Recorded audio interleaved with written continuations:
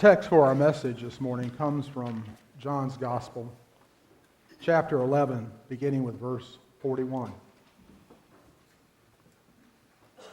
So they took away the stone. And Jesus looked upwards and said, Father, I thank you. I thank you for having heard me. I knew that you always hear me, but I have said this for the sake of the crowd standing here, so that they may believe that you sent me. And when he had said this, he cried with a loud voice, Lazarus, come out. The dead man came out. His hands and his feet were bound with strips of cloth, and his face wrapped in a cloth. Jesus said to them, unbind him and let him go.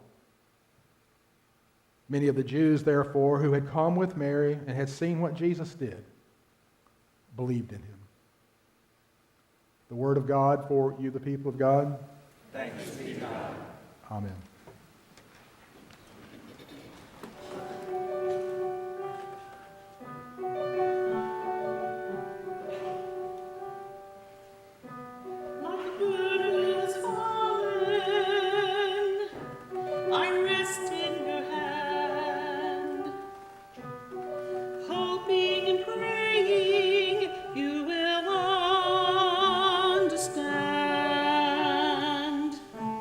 And fill in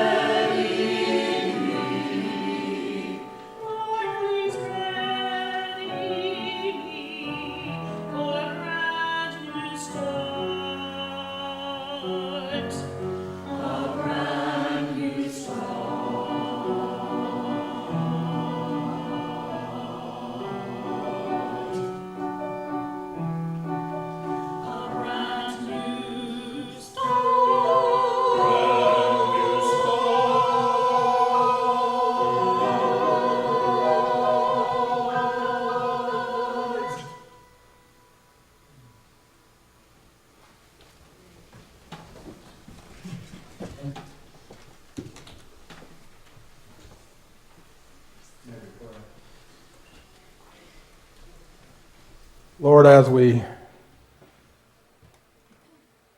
reach into our blessings, let us remember how generous and giving those who have gone before us were, and still giving us this day the best parts of them as blessings. So give us the grace enough for us to be as bold in our loving as they were. And now open our hearts and our minds to your word, for we ask it in the name of your Son. Amen.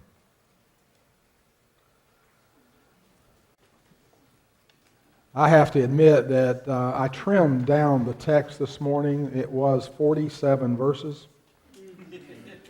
And some of you get kind of grumpy when you have to stand that long. So I trimmed it down just a little bit. It was a novella. But it's important for us to back up just a little bit to get context for the verses that we're going to use for the message this morning. The story actually begins with the woman caught in adultery. You remember that story? And, of course, all the men want to stone her. Okay? And I've often thought to myself that probably in that crowd were a few men who have been with her before as well. And when Jesus kneels down, we don't know this, but I've just entertained it, and writes in the dirt. I think maybe he is either writing the sins of everybody else in that crowd, or maybe the names of those in the crowd who has been with her, or the one who was with her and got caught. And when my mind really runs away, I think, the one in the crowd with the biggest rock was probably the man with her. Because we tend to do that, do we not? We find the thing in other people to criticize them over. We get angry with others over what we see in them that is much like us. Jesus is told of someone's death or sickness. And Jesus has left Bethany, where this has taken place with the woman caught in adultery. And there were people there, because he forgave that woman of her sins, wanted to stone him to death as well. So he's on the road from Bethany, and a woman meets him along the way. Isn't that interesting? He leaves a woman who was caught in adultery. Now he runs into a woman on the way. And we need to remember that women were just the byproduct of that society. Men were the most important. Women were a possession, if I should say. And oftentimes you were described like you were an acre of land. Well, she's fertile, or she's infertile. Sounds like a corn crop, doesn't it? Well, he's on the way, and he runs into Mary, and she is the one, if you remember back where the two sisters, Mary and Martha, and it's a lesson in priorities. And Martha is back here rattling pans in the kitchen, and Mary sits down at Jesus' feet and is listening to his teaching. She's the one that anoints his feet and cleans his feet with her hair. And she runs into Jesus and says, "Look, my brother is ill. My brother is ill." And Jesus doesn't get on his little scooter and take right off to go visit Lazarus. Instead, it looks like he tarries a little bit. He's not very attentive, it doesn't sound like. And he just keeps on doing what he's doing. Teaching, preaching along the way. And then when he tells the disciples that he's going to go back to Bethany, where Lazarus was and where Mary has come from, his disciples says, "Are you crazy? Have you lost it? They were just going to stone you to death back there in Bethany." And Jesus pays it no attention. And it seems at this point that the disciples are actually willing to die with Jesus. On his way back, Jesus senses the death of Lazarus before he's told about his death. And by the time Jesus gets to Bethany, Lazarus has been in that tomb for 4 days. And as one minister artistically and poetically said, he'd be a stinking. He's been in there for 4 days. And then Martha comes and says to him, you know, Jesus, if you had been here, my brother would not have died. And you can hear just a note of indictment in that. If you had been here. But there's also a note of faith in that as well. If you had been here, my brother would not have died. Now, some theologians do indeed believe she's scolding Jesus for his slowness to minister. Now, I don't think so. I think she's merely stating the fact of faith. Jesus, if you had been in our midst, there would not have been death. My brother would have been alive. Well, if you, that's two tremendous words. If you. Have you ever had somebody say, if you had, or if you had not? Or, yeah, those are weighty words. If you. And of course, others in that crowd were playing the if game as well. And their if was certainly an indictment. Now, as the children's sermon said, Jesus is moved emotionally. Jesus is moved to grief. I don't know that he is just moved because of the death of Lazarus. I think that hurt him too. But I think more so that he's grieved over the whole thing. I think he's grieving over creation itself, that it has been so impugned with evil and darkness from the garden to that day, that death is a reality of human life when it didn't have to be. It was sin who brought death into the world. I think he's grieving over the human condition. We don't live forever, and we could have. People now die. So he's moved to tears over that which is really, or was, unnecessary. The key was to reverse that by making people who are spiritually dead spiritually alive. Resurrecting those souls who live a life of death into a life of living. And so we're told the shortest verse in the Gospels. What is it? Jesus wept. Annie Dillard, in one of her short stories, has a scene with a family gathered around a grave. And it's a committal service. And the minister uses the familiar words from Paul in his letter to the church at Corinth. And Paul says, "Where, O death, is your victory? Where, O death, is your sting?" You've heard it before. And a family member whose head had been bowed looks up at the conclusion of those words. And he looks into his family's faith, and he sees the tears and the sadness. He looks out over the graveyard, all those tombstones there in that cemetery. And he says to himself, "Where is thy sting?" Well, just about everywhere I look, if you're asking. You know, he's correct, isn't he? It's just about everywhere. Death.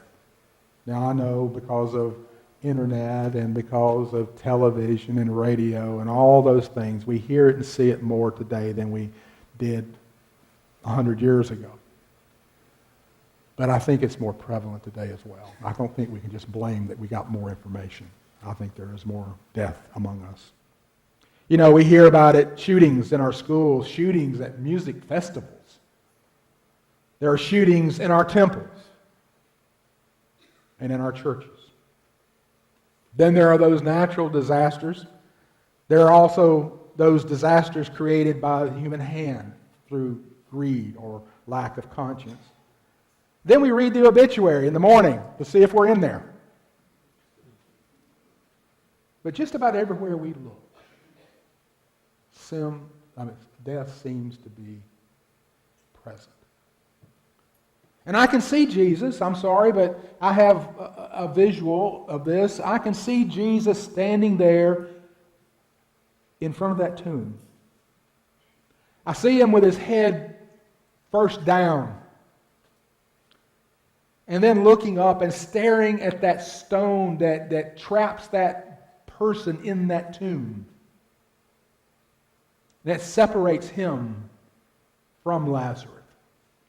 And he says, "Take away that stone."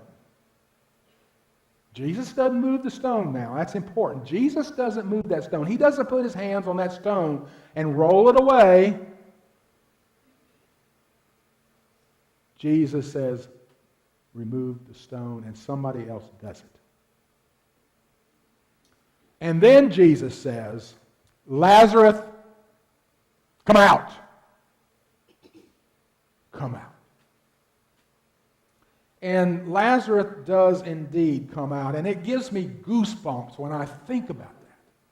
Here he comes out of that tomb, stumbling and bumbling along his way, probably about to trip over his own feet. He's coming out of a house of death into a field of life, from separation from loved ones to be present again with loved ones. But there's something else that has to take place. Notice Jesus says, "Unbind him." In other words, Jesus didn't do the unbinding.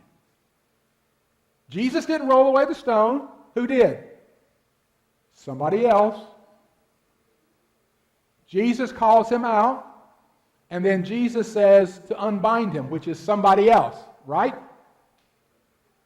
On both of those occasions, there are people who believe that are ministers. They're ministering to the gospel that Jesus is proclaiming there at that tomb.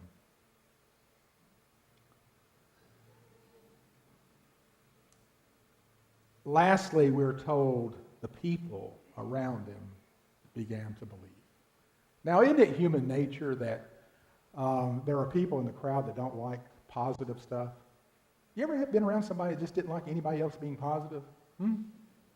Yeah. You know, they win $1 million in some contest, lottery, whatever, and they're complaining that they got to pay 70% or 30% taxes. You know. Yeah, and there's people there in that crowd who are angry over Lazarus being resurrected. Why? Well, there's two major events that led to the assassination, and I say assassination of Jesus because it was a political event. It was politics at its worst that killed Jesus. The first political event is when Jesus overturned those money tables in the temple. He overturned their money-making operation. And those who had the power and the control of the temple was losing money. They were losing control, and it made them angry. And the second event is this one right here. When he calls Lazarus from the tomb and people start to believe, those Pharisees, those Sadducees, the Sanhedrin, the ones who ran the temple, realize that if this man gets any more popular, they're going to lose their power and prestige. And they don't like that. So they design a death warrant and to have him killed. Roll away that stone, and Lazarus comes out. Unbind him, set him free. Now, I always assumed that setting free was the coming forth, but Jesus says that after he emerges. The setting free is taking off the burial clothes, the burial wrappings, in other words. Could that also mean that he can be saved from that we can be saved from sin and death, but not yet set free? I think so. I think we can come out of the tomb. I think Jesus can call us out of the death tomb in life, but still be wrapped in burial clothes.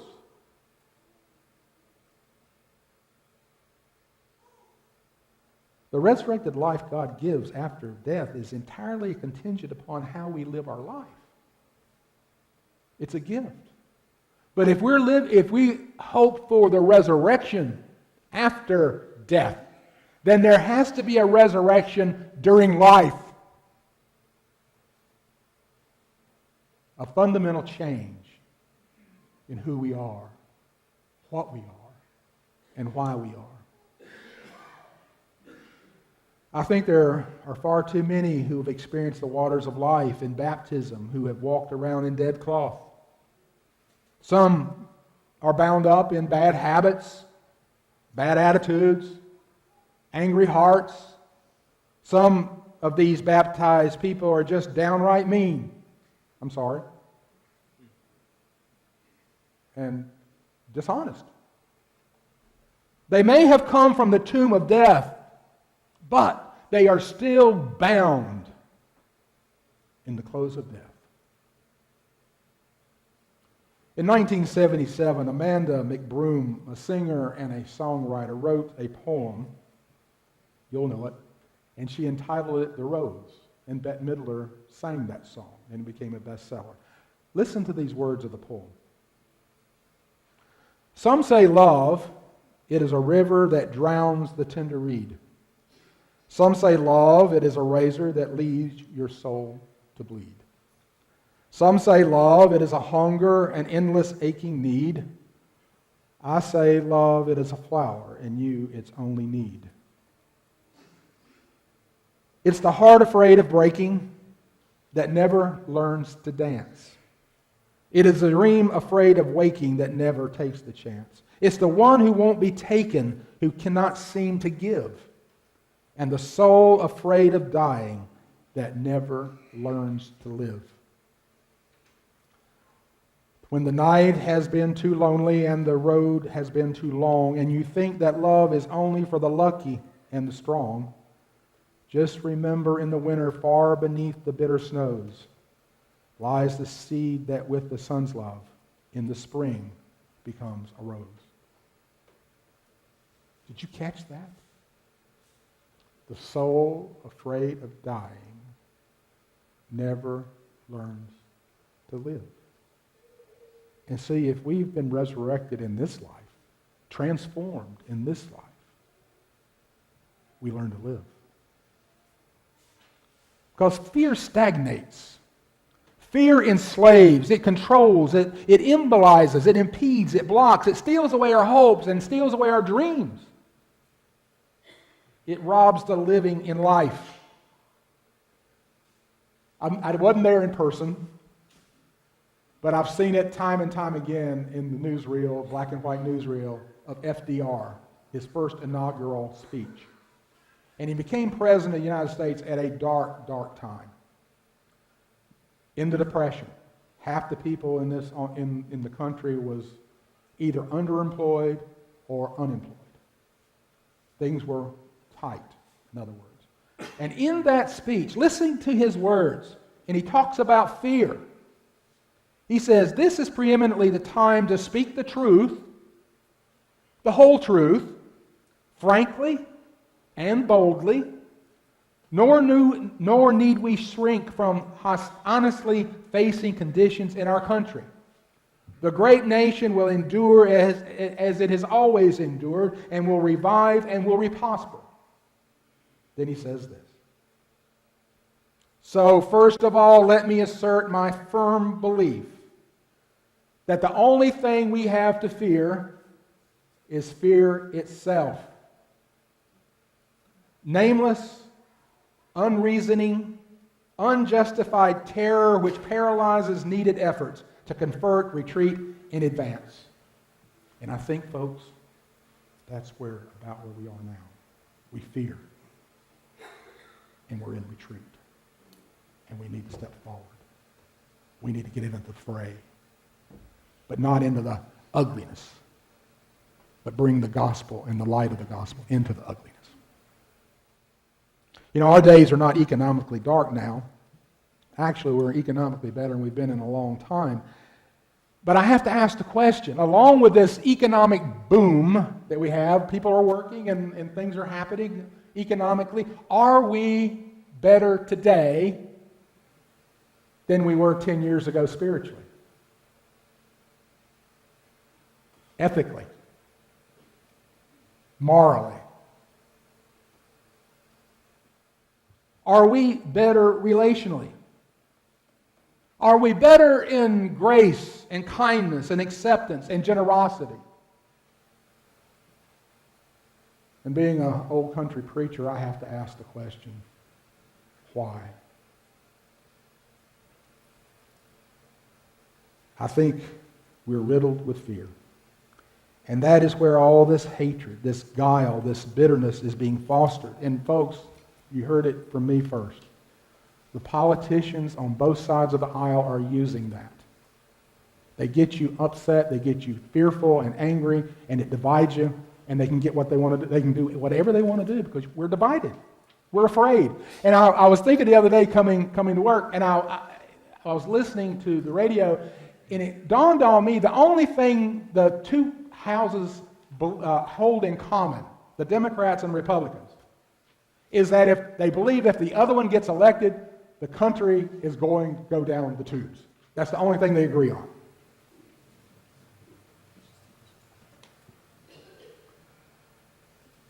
So we fear.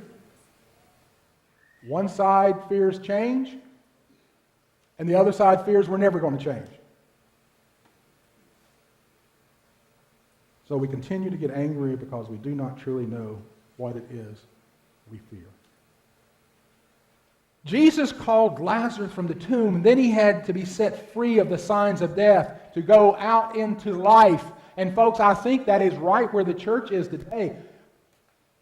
The church is on both ends of the tomb. The church is called to roll away the stones. Wherever they are, whatever they are, ever how heavy they are. We're called to roll away the stones. That's what Jesus is calling us to do. It will be Jesus' voice that calls the person out of the death into life. But it'll be you and me in the Christian church that will unbind them and set them free. That's what we're called to do. Not to vegetate spiritually. Not to act like we're a country club and get fascinated with our own spiritual belly buttons. But to go into the world and be the gospel. Be the love of Christ. So Jesus raises people from the dead. But you and I must share in their deliverance, in the ministry of their unbinding. We can unbind them. We can love them as they are. We can listen to them non-judgmentally. We can help them break the negative cycle of self-condemnation, of doubt, and self-loathing by acting out the love of Jesus for them and the example of Jesus for them. And what is said about us Christians? People will know us by our what? By our what? By our what? So Jesus looks squarely into the eyes of our soul this morning and says, come out. Come out. And then he says to the rest of us who have come out, unbind them. Set them free. Amen.